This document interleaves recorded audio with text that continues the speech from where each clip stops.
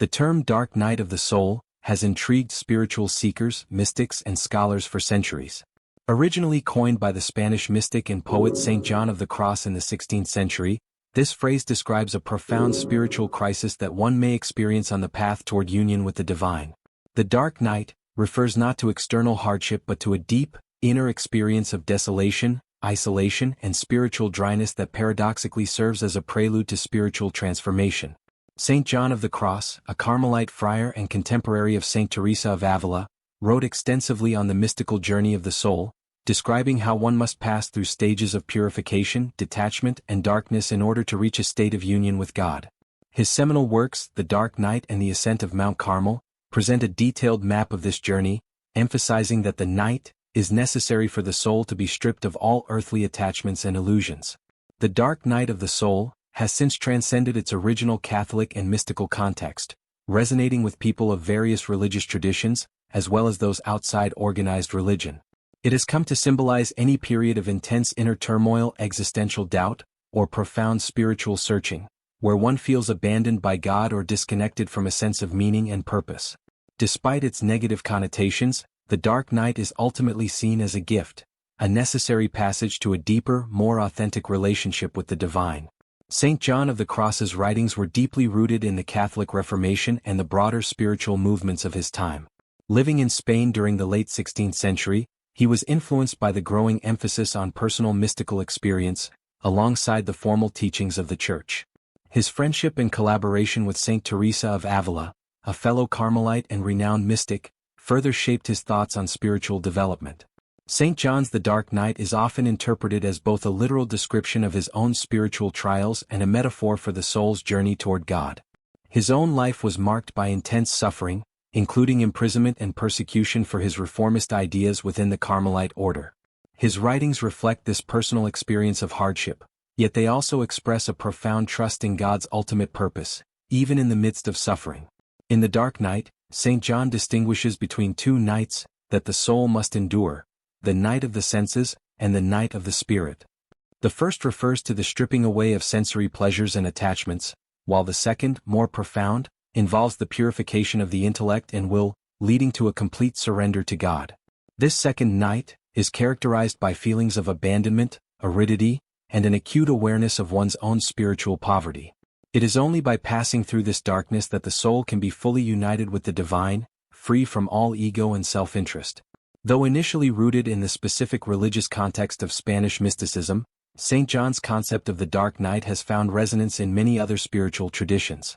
Buddhism, for example, speaks of similar experiences in the process of enlightenment, where the practitioner must confront the emptiness and dissolution of the self before achieving awakening. Similarly, in the Sufi tradition of Islam, mystics speak of the annihilation, fana, of the self as a precondition for union with the divine.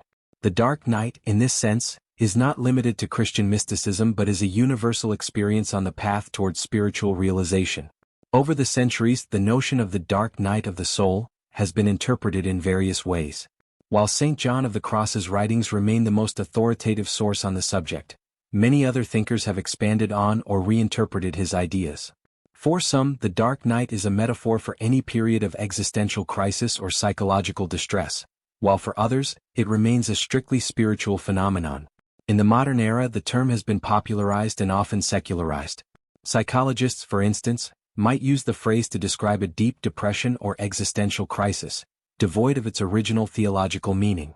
In literature and popular culture, the dark night has come to symbolize moments of profound despair, confusion, or transformation, even when divorced from any explicitly religious framework.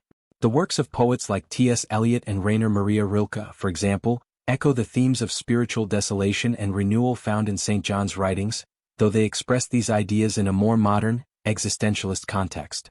Some contemporary spiritual teachers, such as Thomas More in his book Dark Nights of the Soul, have reinterpreted the dark night as an inevitable part of the human experience, not just a mystical or religious one. More argues that these periods of difficulty and despair can be transformative, offering an opportunity for growth and deepening self-understanding. In this view, the dark night is not something to be avoided or feared but embraced as a necessary stage in the process of personal development. One of the reasons the concept of the dark night of the soul has endured is its universality. While rooted in Christian mysticism, the experience it describes transcends religious boundaries and speaks to a fundamental aspect of the human condition: the struggle to find meaning and purpose in the face of suffering, doubt, and uncertainty. For the mystic, the dark night is not merely a psychological or emotional experience but a spiritual trial, a necessary step on the path to divine union. It is an invitation to let go of the ego and all earthly attachments, to trust in the unseen and unknown, and to surrender completely to the divine will. In this sense, the dark night is both deeply personal and universal, reflecting the individual's unique journey as well as the collective search for truth and meaning. The dark night also challenges our modern, success-oriented culture, which often seeks to avoid suffering and discomfort at all costs. In contrast, the mystic embraces the dark night as an essential part of the spiritual journey, recognizing that true growth and transformation often come through pain and difficulty. This countercultural perspective offers a valuable lesson for those seeking meaning in a world that often prioritizes comfort, achievement, and external validation over inner growth and spiritual development. St. John of the Cross emphasizes that while the dark night is painful, it is also purifying. It is a necessary crucible through which the soul is refined, stripped of its imperfections, and brought into closer union with God. This process of purification, however, requires total surrender. The mystic must relinquish control, accept the darkness, and trust that it will lead to greater spiritual light. This surrender is not passive but active. It involves the willing acceptance of suffering and the perseverance in faith, even when God seems absent or silent. In this way, the dark night can be seen as a test of the soul's love for God. It strips away all consolations, leaving the soul with nothing but its desire for the divine. In the absence of any felt presence of God, the soul must continue to seek, to trust, and to love, even when it receives no immediate reward or affirmation. This pure, disinterested love is the goal of the dark night, a love that is not based on feelings, comforts, or external signs, but on a deep, unwavering commitment to the divine. For those who undergo the dark night, it is often a time of profound isolation. Friends and family may not understand the inner turmoil, and there may be little outward sign of the struggle taking place within. The soul feels alone, abandoned by God, and yet, paradoxically, it is in this very isolation that the deepest transformation occurs. The mystic learns to rely not on external validation or support, but on the inner strength of faith and trust in the divine. The dark night also reveals the limitations of the intellect and human understanding. The soul cannot reason its way out of the darkness, nor can it find comfort in familiar spiritual practices or doctrines. All previous certainties are stripped away, leaving the soul in a state of profound unknowing. This cloud of unknowing is not a failure of faith, but a necessary stage in the journey toward deeper union with God. It is an invitation to move beyond the mind, to let go of the need for answers, and to embrace the mystery of the divine. As the soul moves through the dark night, it gradually comes to a place of greater humility and openness. It realizes that it cannot achieve union with God through its own efforts, but must rely entirely on grace. This humility is a key aspect of the transformation that occurs during the dark night. The soul is stripped of pride, of the illusion of self-sufficiency, and is brought to a place of total dependence on God. In this way, the dark night prepares the soul for the ultimate goal of mystical union, where the self is no longer the center of the spiritual life, but God becomes all in all. The journey through the dark night of the soul continues to deepen as the soul wrestles with its sense of abandonment, isolation, and desolation. At this stage, the individual feels cut off not only from the world but also from any sense of divine presence. The overwhelming sense of spiritual dryness and disconnection can lead to doubt, not only about one's spiritual path but also about the very existence of God. However, it is precisely in this experience of doubt and darkness that the seeds of transformation are sown. For many mystics, this stage of the dark night involves a confrontation with the deepest fears and insecurities. The soul is forced to face its own inner darkness, its weaknesses, and its attachments. Everything that once provided a sense of stability or comfort is stripped away. Spiritual practices that once brought solace no longer offer the same sense of peace or connection. This can be disorienting, as the individual is left wondering why their once meaningful spiritual life now feels empty and barren. St. John of the Cross, in his writings, describes this experience as a necessary purification. He explains that during the dark night, God is working to cleanse the soul of its imperfections, attachments, and ego-driven desires. While the soul may feel abandoned, it is in fact being drawn closer to God in a hidden and mysterious way. The apparent absence of God is actually a deeper presence. one that transcends the superficial consolations of earlier stages of spiritual development. The dark night is thus a time of intense inward work, even though outwardly it may seem like a period of stagnation or regression. The experience of this inner purging can manifest in different ways. For some, it may be a profound emotional or psychological struggle, marked by feelings of depression, anxiety, or existential despair. For others, it may be more of a spiritual crisis, where all previous beliefs and certainties are called into question. The individual may feel as though they are losing their faith, yet this loss is not a true abandonment of faith but rather a stripping away of superficial beliefs in order to make way for a deeper, more authentic relationship with the divine. In modern psychological terms, the dark night of the soul can be likened to what some call a spiritual emergency or a spiritual crisis. These terms refer to the intense inner turmoil that often accompanies profound personal transformation. Psychiatrist Carl Jung, for example, spoke of the individuation process as a kind of dark night, where the individual must face the unconscious, integrate the shadow, and confront the deeper aspects of the psyche in order to achieve wholeness. In this sense, the dark night is not just a religious or mystical experience but a universal part of the human journey towards self-realization and inner harmony. At this stage of the dark night, the individual may also experience a sense of profound vulnerability. Without the familiar structures of belief or spiritual practice to rely on, the soul is laid bare before the divine. There is no longer a sense of control or certainty, and this can be frightening. Yet it is precisely this vulnerability that allows for true transformation. The soul must be willing to surrender fully, to give up its need for answers, explanations, or reassurances. In doing so, the soul opens itself to a new level of trust and dependence on the divine. This radical surrender is a hallmark of the dark night experience. It is a complete letting go of the self, of the ego, and of any desire for personal gain or comfort. The mystic no longer seeks spiritual fulfillment for its own sake but is willing to endure the darkness out of love for God alone. This selfless love is at the heart of the mystical journey. The soul is gradually purified of its egoistic desires, and in this state of emptiness, it becomes more receptive to the divine presence. It is only by emptying itself that the soul can be filled with divine love. However, this process of emptying is not without pain. The dark night is often described as a time of great suffering, both emotional and spiritual. The sense of separation from God can feel overwhelming, and the soul may question whether it will ever emerge from the darkness. St. John of the Cross speaks of this stage as one of profound unknowing, where the soul is unable to grasp any clear understanding of God or the spiritual life. This unknowing is not a failure of faith but an essential aspect of the mystical journey. The soul must let go of its intellectual grasp on God, surrendering to the mystery of the divine. This unknowing can be especially challenging in a culture that often values certainty, control, and clarity. The modern world tends to place a high premium on knowledge, understanding, and rationality. But the dark night requires a different kind of wisdom, one that is rooted in trust and surrender rather than intellectual comprehension. It invites the soul to move beyond the limitations of the mind and to enter into a deeper, more intuitive relationship with the divine. This is a relationship based not on what the soul can know or understand, but on what it can trust and experience in the depths of its being. As the soul moves through this stage of unknowing, it may also experience a deepening sense of compassion and empathy. Having faced its own darkness, the soul becomes more attuned to the suffering of others. The mystic, through their own experience of the dark night, is often able to offer guidance and support to those going through similar struggles. This newfound compassion is not just a result of personal suffering, but also a reflection of the soul's increasing union with the divine, which is itself a source of infinite love and compassion. The dark night can also bring about a profound shift in the soul's understanding of God.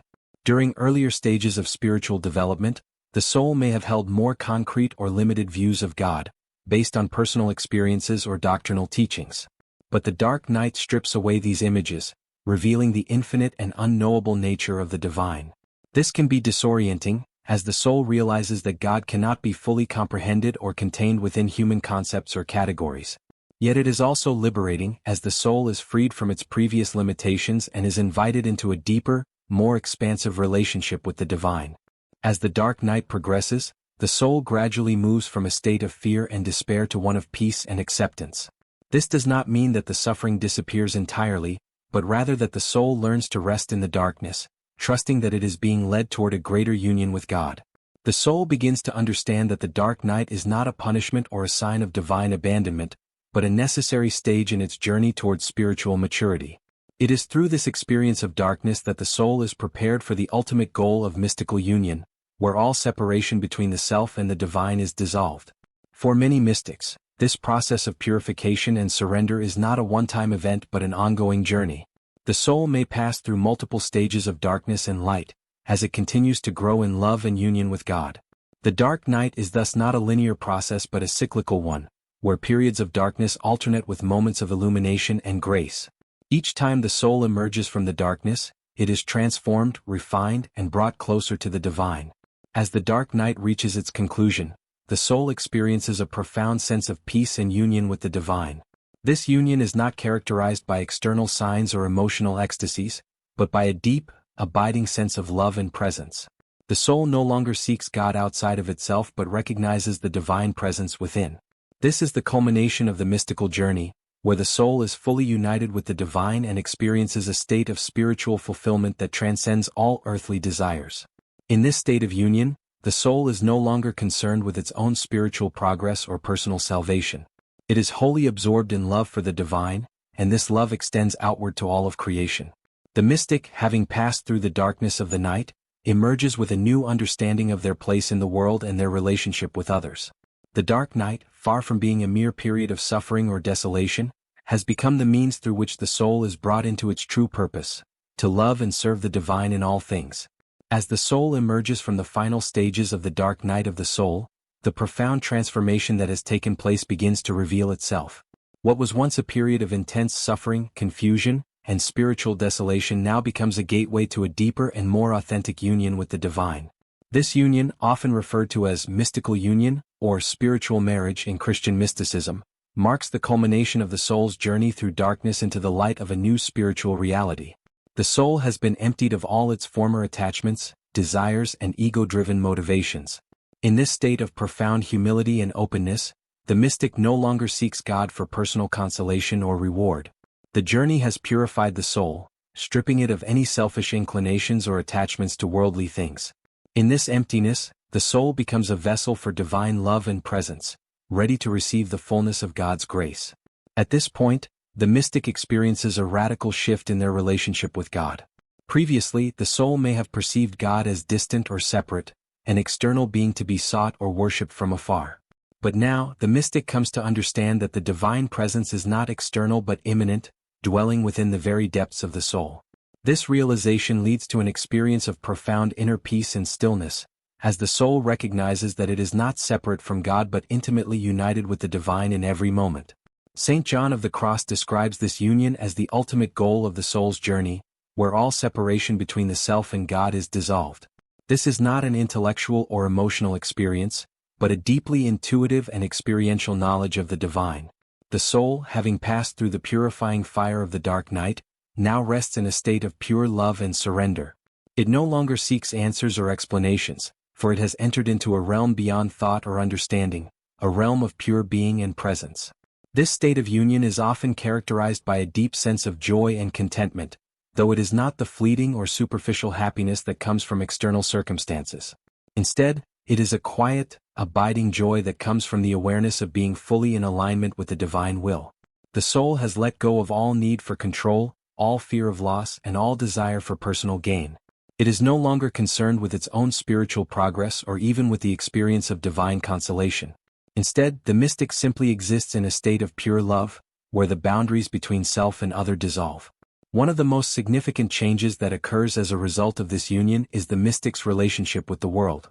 Whereas earlier in the journey, the mystic may have felt a sense of alienation or detachment from worldly things, this new state of union brings with it a deep love and compassion for all of creation. The mystic no longer sees the world as something to be renounced or transcended, but as an expression of the divine itself. Everything in creation becomes a reflection of the divine presence, and the mystic feels a deep sense of connection with all living beings. This newfound sense of unity with creation often manifests as a desire to serve others, to bring the love and compassion that the mystic has experienced into the world. Mystics who have passed through the dark night of the soul frequently become great spiritual leaders, healers, or teachers, using their experience of union with the divine to guide others on their own spiritual journeys. Their lives become a testament to the transformative power of love, as they seek to embody the divine presence in every aspect of their being. At the same time, This state of union does not mean that the mystic is free from all suffering or challenges. The world remains a place of pain, hardship, and impermanence, and the mystic continues to experience these realities just like anyone else. However, what changes is the mystic's relationship to suffering. Having passed through the profound purification of the dark night, the mystic no longer clings to suffering or resists it. Instead, suffering is accepted as part of the divine mystery, and the mystic approaches it with a deep sense of peace and trust in God's ultimate purpose. In this way, the mystic becomes a model of how to live a life of profound faith and trust, even in the midst of hardship. The lessons learned during the dark night, surrender, humility, patience, and love, become the guiding principles of the mystic's life. The mystic knows that true peace and fulfillment come not from avoiding suffering or seeking pleasure, but from aligning oneself with the divine will and living in a state of unconditional love. For many mystics, the experience of union with the divine brings with it a deep sense of mission or purpose. Having experienced the transformative power of divine love, they feel called to share that love with the world. This calling often takes the form of compassionate service, whether through acts of charity, spiritual teaching, or simply living a life of quiet devotion and kindness. The mystic understands that the ultimate purpose of life is not to achieve personal enlightenment or salvation, but to love and serve others in the spirit of divine love. This shift from a focus on personal spiritual progress to a life of service is one of the most profound outcomes of the dark night of the soul. The mystic no longer seeks to attain union with God, for they have realized that such union is not something to be achieved through effort but something that is always present, waiting to be recognized and embraced. The mystic's task, then, is not to escape the world or transcend it, but to fully embody the divine presence in every moment and every interaction. The legacy of the dark night of the soul is thus one of profound transformation, not only for the individual mystic but for the world as a whole. Through the trials and tribulations of the dark night, the mystic is refined and purified, emerging as a beacon of love, compassion, and divine presence in the world. Their journey through darkness and suffering becomes a source of hope and inspiration for others who may be struggling with their own spiritual crises or existential doubts. In the end, the dark night of the soul is not a journey away from the world or from oneself, but a journey into the very heart of existence. It is a process of shedding all illusions and attachments, of surrendering completely to the mystery of life, and of discovering that at the core of all things is a love that transcends all understanding. The mystic, having passed through the darkness, emerges not as someone who has conquered or overcome, but as someone who has been transformed by love, and who now lives in a state of deep communion with the divine, with themselves, and with the world around them. The dark night of the soul, while often a period of intense suffering and uncertainty, ultimately reveals itself to be a gift. It is a necessary stage in the soul's journey toward union with the divine, a process of purification and transformation that leads to a deeper understanding of love, trust, and surrender. For those who are willing to endure the darkness, the reward is not only a closer relationship with the divine but also a more meaningful and compassionate relationship with the world. And so, the dark night of the soul is not an end but a beginning of a new way of being, a new way of seeing, and a new way of loving. It is the path that leads the soul into the depths of its own being, where it discovers the infinite love and presence of the divine, and from there, it is called to bring that love into the world. In this way, the dark night becomes not a period of despair, but a doorway to the light, a light that shines not only for the mystic but for all of creation.